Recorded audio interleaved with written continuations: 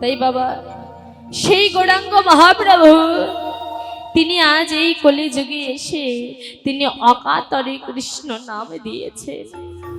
নদী আর মাঝে অবতীর্ণ হয়ে ভক্তের দাঁড়ে দাঁড়ে এই কলির জীবের দাঁড়ে দাঁড়ে গিয়ে তিনি বলছেন, হে জীব তোমরা একবার বদনে হরি নাম উচ্চারণ করো। কিন্তু বাবা গো, সবাই কি আর মধুমাখা হরি নাম নিতে চায়? সবার মনে কি আর হরি নামের প্রতি প্রেম আছে বাবা? কতজন আছে যারা গৌরাঙ্গ মহাপ্রভুকে অপমান করে তাড়িয়ে দিয়েছে, কতজন তাকে আঘাত করেছে, তবুও গৌরাঙ্গ মহাপ্রভু আবার ছুটে গিয়ে ওই জীবের চরণখানা ধরেছে। ওগো জীব, ওগো ভক্ত, তুমি আমায় তাড়িয়ে দিচ্ছ, দাও, আমায় আঘাত করছো করো, তাতেও দুঃখ নেই, তবু বদনে হরি নাম নাও, বদনে কৃষ্ণ বলো। কেন জানো? এই কৃষ্ণ নামে, এই হরি নামে তুমি উদ্ধার পাবে। হরি বল। দেখেছো বাবা, ভগবানের মতো দয়াল জগতে কেউ আছে? এই জগৎ সংসারে কি কেউ আছে বাবা, যিনি কিনা আজ এই অনন্ত গো, যিনি কিনা ভগবান, যিনি কিনা বিশ্ব ব্রহ্মাণ্ডের মালিক, সর্ব ঐশ্বর্যপূর্ণ ভগবান, যার জগতে কোনো কিছুর অভাব নেই, সেই ভগবানের আজ কি নদী আর মাঝে অভাব পড়েছে? কি বাবা, ভগবানের কি কোনো অভাব পড়েছে যে তিনি আজ সোনার গোলক পরিত্যাগ করে আজ ধরণীর ধুলার মাঝে এসেছে? কেন? একমাত্র আমার মতোই অধম পামর জীবকে হরি নামে মাতাবে বলে, হরি নামে দিয়ে উদ্ধার করবে বলে একমাত্র আমার প্রভু এই জগতে এলেন। তাই আজ জগতে এসে ভক্তদের ডেকে ডেকে বলছে, ওহে ভক্ত, এই জগতে যদি কেউ এই মধুমাখা হরি নাম গাইতে পারে বাবা, শাস্ত্রী বললে এই মধুমাখা হরি নাম যদি কেউ গাইতে পারে, তবে কে হিন্দু, কে মুসলমান, কে খ্রিস্টান, কে বৌদ্ধ, কে কোন জাতির, কে উঁচু জাতির, কে নিচু জাতির, কে ধনী, কে দরিদ্র, ভগবান এই ভেদাভেদ করেন না। তিনি বললে যে আমায় ডাকে আমি তার হয়ে যাই, সে কোন জাতের হয় তার বিচার আমি করি না, কেননা আমার কাছে ভক্তই বড়। যেমন দেখুন বাবা, নদিয়ার মাঝে বিধর্মী সাদে কাজী, যিনি কিনা জাতিতে ছিলেন মুসলমান, আর মুসলমান হয়েও তিনি আজ হরি নামে বিভোর হয়েছে। কেন? দেখুন বাবা, আমার ভগবানের কেমন লীলা। আমার গৌরাঙ্গ মহাপ্রভু নিতই নিতই নদী আর মাঝে ভক্তগণকে নিয়ে হরি নাম করে, নিতই নিতই হরি নাম করে। তো বাবা, সাদ কাজী সাহেব একদিন ঘুমিয়ে আছে, নদিয়ার ভক্তগণ হরি নাম গাইতে গাইতে রাস্তা দিয়ে যাচ্ছে, আর ওই হরি নামের ধ্বনি, খোল করতালের ধ্বনি শ্রবণ করে কাজী সাহেবের ঘুম ভেঙে গেছে। আরে যেই না ভেঙে গেছে, প্রচন্ড ক্রুদ্ধ হয়ে গেলেন। কেন? রেগে গেলেন। আজ ওই হরি নামের ধ্বনি শুনে, আজ ওই খোল করতালের ধ্বনি শুনে আমার ঘুমটা ভেঙে গেছে। ঘুমটা কেন ভেঙেছে এটাই তার রাগ। এবার সাদে কাজী সাহেব তার যেই পারিষদগণ ছিল তাদেরকে বললেন, হে পারিষদগণ, তোমরা একবারে যাও, যেখানে এই নদিয়ার ভক্তগণ হরি নামে গাইছে সেখানে গিয়ে তাদের খোল করতাল ভেঙে দেবে, আর বলবে তারা যেন এই নদিয়ার মাঝে আর কোনোদিন হরি নাম না করে, আর যদি করে তবে এই নদিয়ার মাঝে তাদের কিন্তু আর বসত করতে দেব না। সকল পারিষদগণ গিয়ে ভক্তদের খোল করতাল ভেঙে দিলেন, বললেন, হে ভক্তগণ, যদি এই নদিয়ার মাঝে আর হরি নাম করো, তোমাদের এই নদিয়ার মাঝে আর কিন্তু বাস হবে না। সকল ভক্তগণ ছুটতে ছুটতে গেলেন মহাপ্রভুর চরণে। প্রভু, প্রভু, তুমি একবার বলো না দয়াল, এই জগতে যারা হরি নামে একবার পাগল হয়েছে, জগতে যারা একবার হরি নামে বিভোর হয়েছে, তারা কি হরির নাম বিনে থাকতে পারে? প্রভু গো, আজ নদিয়ার মাঝে আমরা হরি নাম করেছি বলে, খোল করতাল বাদন করেছি বলে, ওই সাত কাজী সাহেবের পারিষদগণ আমাদের খোল করতাল ভেঙে দিয়েছে প্রভু। আর বলেছে তোমরা যেন আর হরি নাম গাইবে না, হরি নাম গাইলে আমাদের আর বাস হবে না। প্রভু, বলো না আমরা কি করব? তোমার নাম বিনে থাকতে পারি না প্রভু, তোমার নাম বিনে কি করে থাকবো বলো? মহাপ্রভু শুনে বললেন, হে ভক্তগণ, তোমরা কোনো চিন্তা করো না, তোমরা নিতই নিতই যেমন করে হরি নাম করো ঠিকই তেমন ভাবেই করবে। আর এবার তোমাদের হরি নামে কে বাধা দেয় আমি নিজে দেখব। ওই যে সাদে কাজী সাহেব বারণ করেছে খোল করো, তার আদেশেই তো ভাঙা হয়েছে। সেই দিনই নিশ্চিতে মানে রাতের বেলা সাত কাজী সাহেব তার পালঙ্কের উপরে ঘুমিয়ে আছে। এইদিকে তার ঘুমের মধ্যে স্বপ্নে দেখলেন কি নৃসিংহ দেবতা ভগবান আমার নৃসিংহ রূপ ধারণ করে সাত কাজী সাহেবের বক্ষে মাঝারে উঠে তার বক্ষটা নখ দিয়ে চূর্ণ বিচূর্ণ করে দিলেন। আর বলেন, হে সাত কাজী, শোনো, তোমায় একটা কথা বলে যায়, তুমি আমার ভক্তদের মনে আঘাত দিয়েছো, তারা আমার হরি নাম করে বলে তাদের খোল করতাল ভেঙে দিয়েছো। হে সাধে কাজী, তোমায় বলে যায়, সাবধান করতে এসেছি। আজকের পর থেকে আর যদি কোনোদিন আমার ভক্তের মনে আঘাত দাও, যদি খোল করতাল ভেঙে দাও, তবে তোমায় বলে গেলাম আজ থেকে 1 মাস পর এই দিনে এই তারিখে তোমার ওই দেহ ছেড়ে প্রাণ পাখি আমি কেড়ে নেব। হরিবল। বাবা গো, সাদে কাজী সাহেব জেগে উঠে দেখলেন সেই নৃসিংহ ভগবান যে নৃসিংহ রূপ ধারণ করেছিল তার নখের আসরটা তার বক্ষ মাঝারে এখনো রয়ে গেছে। ছুটতে ছুটতে চাঁদে কাজে গেলেন প্রভুর চরণে। প্রভু,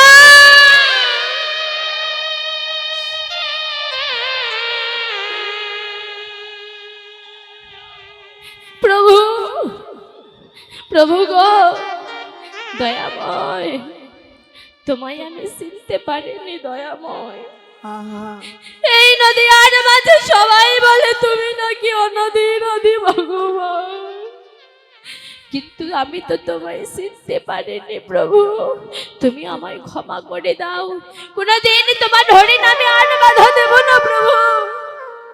বাবা গো, এই যে সাদে কাজী সাহেব আসার কি মহাপ্রভুর চরণে পড়লেন, চরণের স্পর্শখানা পেলেন, শাস্ত্রে বললেন আমার ভগবান পরশমণি, এই জাগতিক জগতের পরশমণির ছোঁয়ায় জাগতিক জগতের লোহা স্বর্ণে পরিণত হয়, কিন্তু এই জাগতিক জগতের পরশমণির ছোঁয়ায় আমাদের এই দেহটা তো আর সোনা হয় না, কিন্তু আমাদের এই দেহটাও সোনা হয় কোন পরশমণির ছোঁয়া পেলে, সেই গৌর হরির পরশ পেলে। বললেন আমার গৌর হরি হলো পরশমণি। তাই ওই সাদে কাজী সাহেব যেই না মহাপ্রভুর চরণের স্পর্শ পেয়েছে বাবা, তার অন্তরে হরি নাম কৃষ্ণ নাম জাগ্রত হয়ে গেল। মহাপ্রভু বললেন, ঠিক আছে চাঁদ কাজী, তোমায় ক্ষমা করে দিলাম, কোনোদিন আর ভক্তের মনে আঘাত দেবে না তো?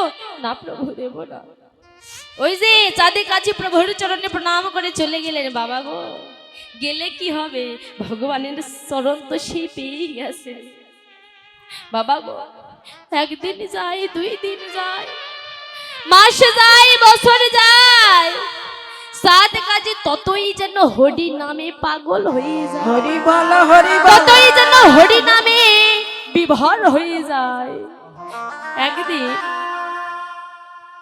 সাত কাজীর ওই পারিষদে গণে বলছে, এ কি সাত কাজী সাহেবের কি হয়েছে যে যত দিনই যাচ্ছে ততই যেন হরি নামেই পাগল হচ্ছে।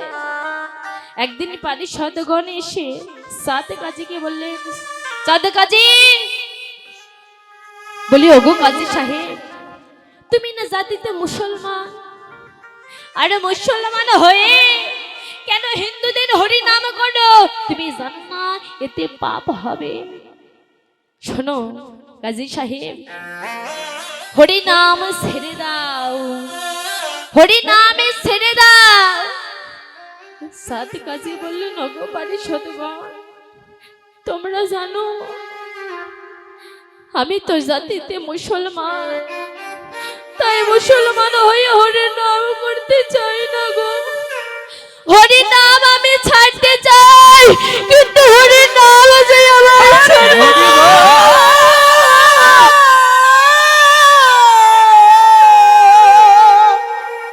হরি নাম তো আমায় ছাড়ে না। ওগো পারিষদগণ, হরি নাম আমায় ছাড়ে না। বাবা গো, ভগবান যাকে একবার ধরে তাকে কি আর ছেড়ে দেয়? আর ভবনদী পাড়া পানি নেওয়ার ভয় থাকে না। তাই বললে আমি হরি নাম ছাড়তে চাইলেও হরি ছাড়ে না। পারিষদগণ বললেন, ঠিক আছে, যদি তাই হয়, যদি হরি নাম ছাড়তে নাই পারো, তবে এই যে আজ থেকে মুসলমান ধর্ম থেকে তোমায় পরিত্যাগ করলাম। তোমার দেহ ছেড়ে যেদিন প্রাণ পাখি চলে যাবে, তোমার ওই দেহটাকে কেউ আমরা কবর দেব না। হরি বল। তোমার কবরের উপরে কেউ আমরা ফুল গাছ লাগিয়ে দেব না। তাকে ধর্ম থেকে পরিত্যাগ করে পারিষদগণ চলে গেলে, এইদিকে ওই সাদ কাজী সাহেব হরি নাম গাইতে গাইতে মহাপ্রভুর কাছে এসে দাঁড়ালে, প্রভু, প্রভু, তুমি একেবারে বলো না দয়া, এই জগতে তোমায় ভালোবাসলে কেন এত দুঃখ পেতে হয়, কেন এত কষ্ট পেতে হয়, একবার বলো না। কেন সাত কাজী, কি হয়েছে তোমার, এমন করে বলছো কেন? কাজী সাহেব বললেন, প্রভু তুমি জানো আজ হরি নাম করি বলে, তোমার হরি নাম করি বলে আজ আমার ধর্ম থেকে আমায় পরিত্যাগ করেছে। হরি বল, হরি বল। তারা বলেছে আমার দেহ ছেড়ে যেদিন প্রাণপাখি চলে যাবে, তারা কেউ আমার দেহটাকে কবর দেবে না, কবরের উপরে কেউ ফুল গাছ লাগিয়ে দেবে না। প্রভু, তবে কি আমার এই দেহটা কোনো কুকুরে শিগালে ছিঁড়ে ছিঁড়ে খাবে? প্রভু, তবে কি আমার এই দেহটা তোমার সেবায় লাগবে না? প্রভু গো, আমার এই দেহ কি তোমার, তোমার সেবায় লাগিবে না? প্রভু, তবে কি এই দেহ তোমার সেবায় লাগবে না? মহাপ্রভু বললেন, সাদে কাজী, কিসের এত ভয় করছো? তুমি কি জানো না জগতে কেউ নই যার, একমাত্র আমি আছি তার। তুমি ভয় করছো কেন? তুমি সব কিছু পরিত্যাগ করে আমার কাছে এসেছো, কিসের ভয় তোমার? তোমাকে আর ভয় করতে হবে না। আমি তোমায় কথা দিচ্ছি, আমি ভগবান হয়ে তোমায় কথা দিচ্ছি, যেদিন তোমার দেহ ছেড়ে হরি বলা পাখি, কৃষ্ণ বলা পাখি চিরতরে বিদায় নেবে, সেদিন আমি নিজে ভগবান হয়ে তোমার ওই দেহটাকে নিয়ে আমি নিজে কবর দেব। ওরে চাঁদে কাজী, তুমি আমায় সারাটা জীবন ভালোবেসে দুঃখ কষ্ট ছাড়া কিছু পেলে না, আজ তোমার ধর্ম থেকেও বহিষ্কার হয়েছো। বলো, আজ তুমি আমার কাছে কি কিছু চাইবে? আজ তুমি আমার কাছে কিছু চেয়ে নাও কাজী সাহেব, আজ তুমি আমার কাছে যা চাইবে তোমায় তাই দেব। বাবা গো, আমাদের মতো হতভাগ্য পামর জীবের কাছে ভগবান যদি এসে বলতো যে বলো কি চাই, তোমাকে তাই দেব, আমার মতো হতভাগ্য জীব কি চাইতো? প্রভু ধন দাও, ঐশ্বর্য দাও, রূপ দাও, যৌবন দাও, কিন্তু ভক্তের চাওয়াটা কেমন দেখো। সাথে কাজী সাহেব বললেন, প্রভু প্রভু বলি ওগো প্রভু, ওগো প্রভু, তুমি যদি আমায় কিছু দিতে চাও, তুমি যদি আমায় কিছু দিতে চাও, তবে এই আশীর্বাদ করে দাও, এই জন্মে দুঃখ কষ্ট পেয়েও যাব, আমি তোমার সঙ্গ পেলাম। ওগো দয়াময়, তোমার চরণে এই নিবেদন, জীবনে যত দুঃখ কষ্ট দাও না কেন, হরিবল হরিবল, বিনিময়ে বিনিময়ে তোমার চরণ ছাড়াই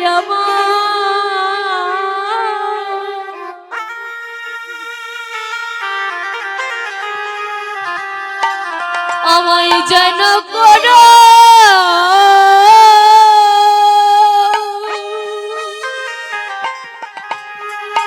প্রভু, হে আমায় করো না গো, ওগো দয়াময়, হরিবল হরিবল।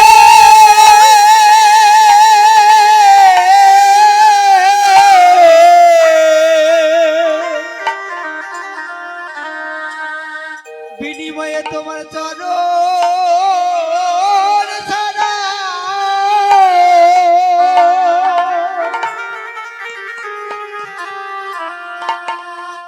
আমায় করো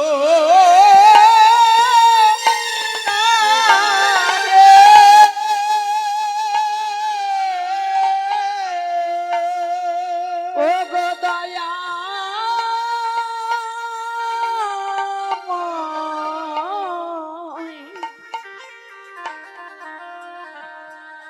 তোমার চরণ, ওরে চরণ ছাড়া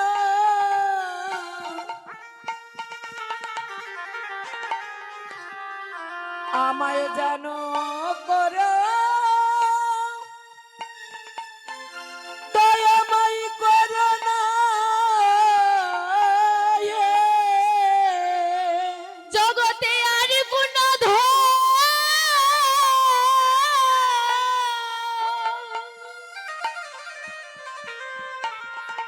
আমি চাই না, আমি চাই না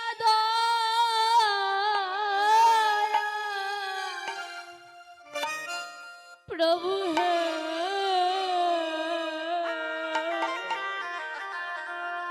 বিনিময়ে তোমার সঙ্গ ছাড়াই